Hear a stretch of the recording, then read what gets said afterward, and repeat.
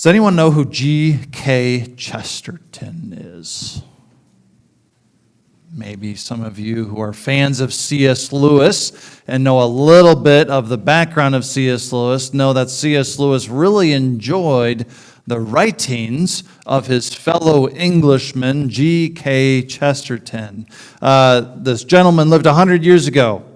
Lived in England. He was a writer, a Christian apologist, and he once said, and you see it up here, the Bible tells us to love our neighbors, but also to love our enemies, probably because generally they are the same people. Does that resonate with you?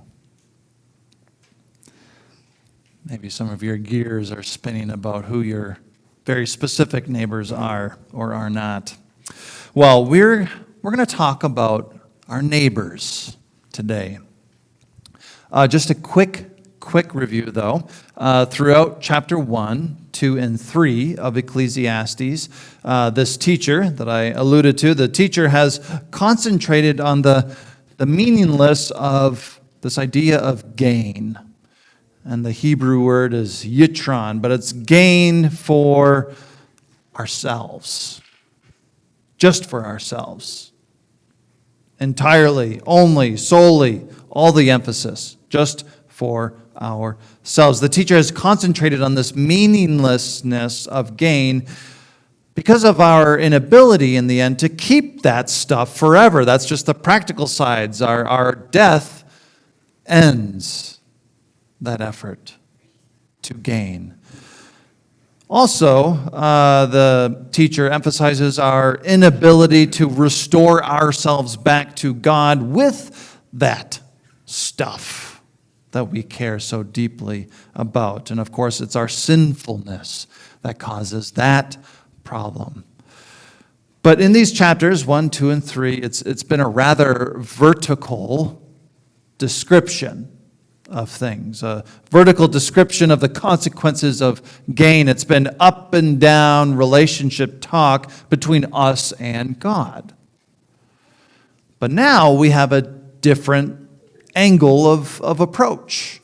We're not just looking up, we're looking to our right, to our left, at each other, at our neighbors, at our community.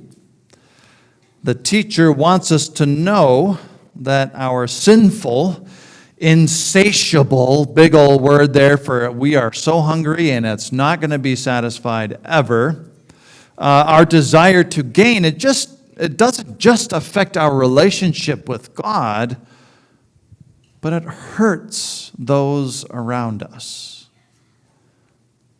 Our insatiable desire for gain is so bad that we are so willing to step on each other to attain it. The teacher speaks about the devastating reality we create in our pursuit of gain. The teacher says that it's better to never have been born than it is to have lived and died in this world we've created. That's just a wow thought to have there. And it's because of envy, the teacher says. Our sinful envy for each other. Let's talk about that word. Envy is when you observe what another has and you desire their stuff or that experience, whatever it is that they have, you desire it more than you desire your relationship with that person.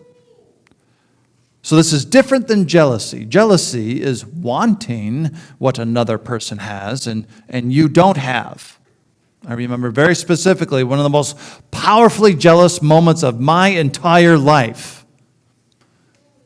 I was 9. My brother was turning 8. He got this 3-foot long Nerf dart gun that could shoot ping pong balls, little darts, one big like Nerf arrow dart thing. It was huge. It was massive. My mom's right here. She's visiting from Canada. Hello, Mary. Hi. I don't know if you remember that particular dart gun. That was jealousy. I didn't have it. I wanted one too. I'd be fine if he kept his. I just wanted one too. That's jealousy. Right? But envy is different. Envy is when you want to take the joy of another and keep it for yourself. I want it. You don't get to have it anymore. Does that make sense? Envy drives our hunger for gain, says the teacher. And because of this hunger for gain, we trample upon each other and live as individuals. We live for ourselves. We create and build lives that only cater to our tastes. We try to take others down as well, while building ourselves up. So what a world it is then, when it's ruled by people obsessed with gain.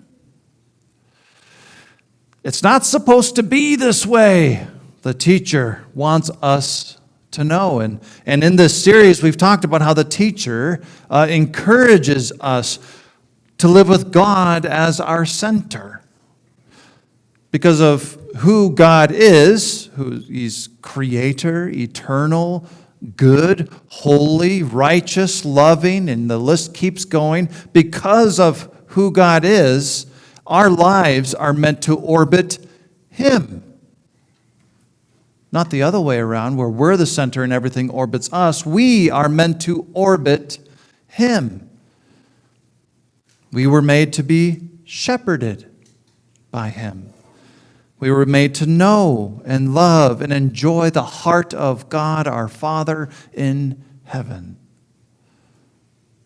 God who breathed life into each one of us, who created us with His image. Each person, each human, we each contain the likeness of the image of God. Genesis 1 and 2, the very start of Scripture, shares this truth and starts our faith journey with God with that truth. So what this all means, the teacher is telling us, is that we were created for community with God, that up and down talk that we've had so far in this series. But we were also created for community with each other. Each person has been made by God to be in community with God and His image bearers. The easiest way to say it is we're meant for each other. We are meant for each other. Even Red Wings fans and Toronto Maple Leafs fans. Alec, we're meant for each other. Okay? We are meant for each other. I have to say it.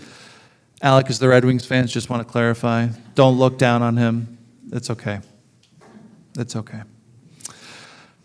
The teacher highlights how we are meant for each other. Two are better than one.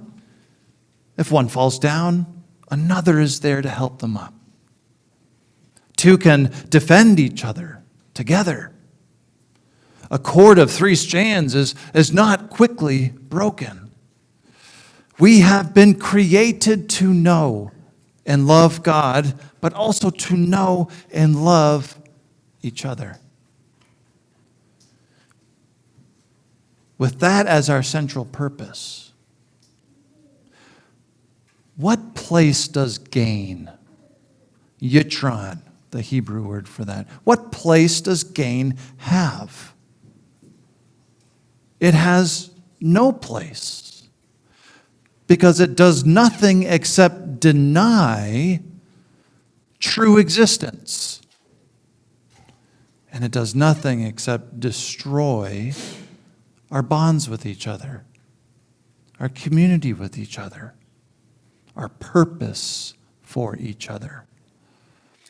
So, Ecclesiastes 4, it is a call to recognize the danger of gain against and for each other. It is a call to recognize the source of that sin, the envy in each of us that compels us to pursue gain. It is a call to pursue the opposite of envy. What is the opposite of envy? It is charity. The voluntary giving to everyone in need. It is contented goodwill towards your neighbor.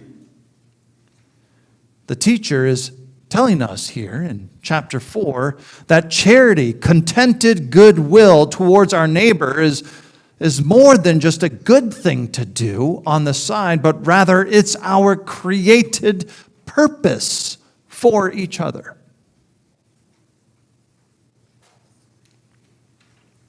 This also means that not only do we find existential fulfillment in giving to and serving our neighbor, but also our fulfillment is made complete when we submit to the care and provision from others.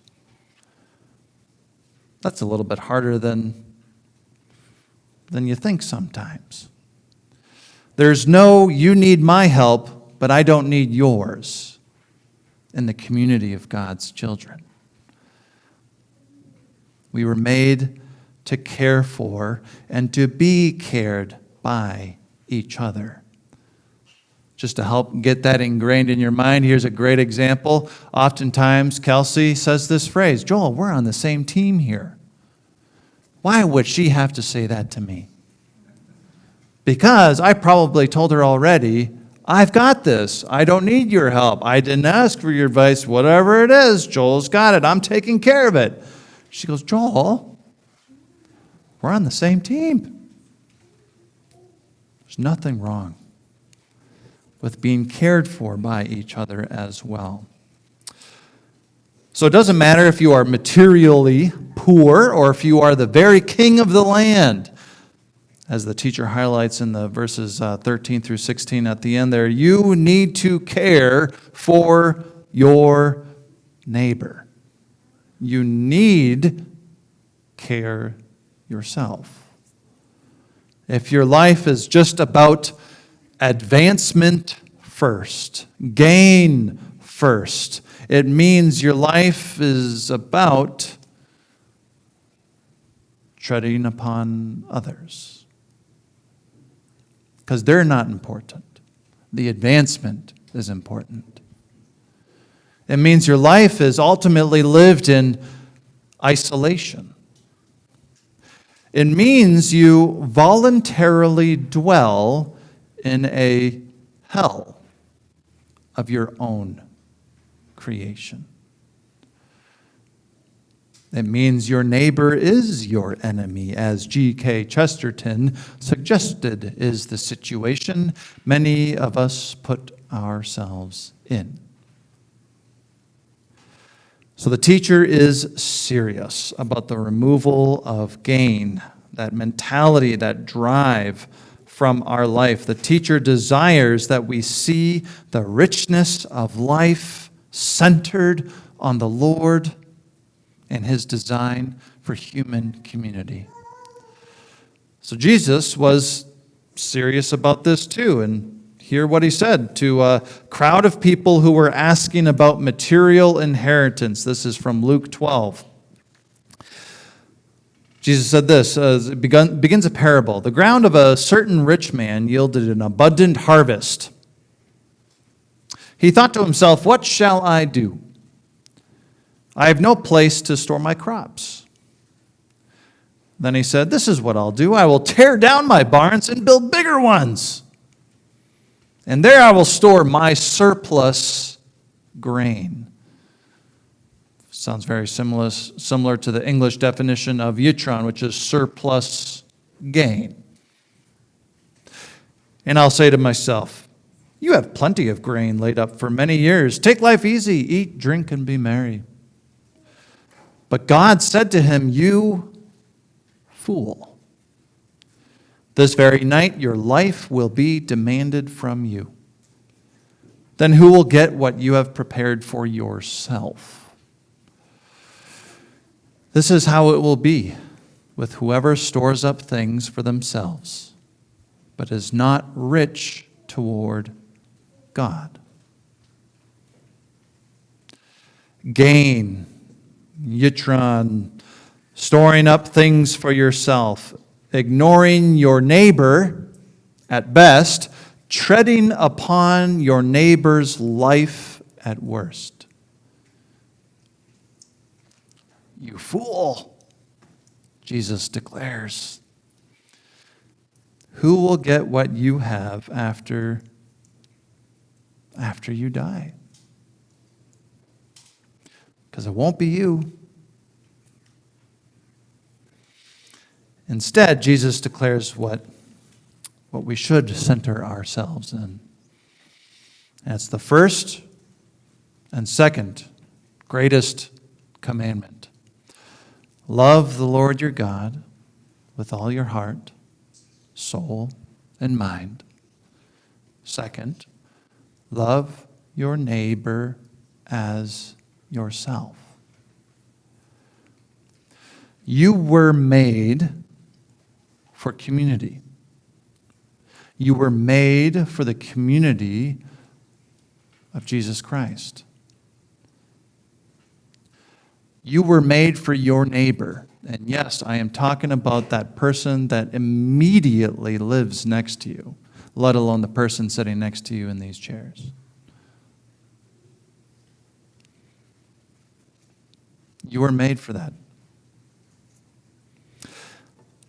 Go in peace. We'll see you next week.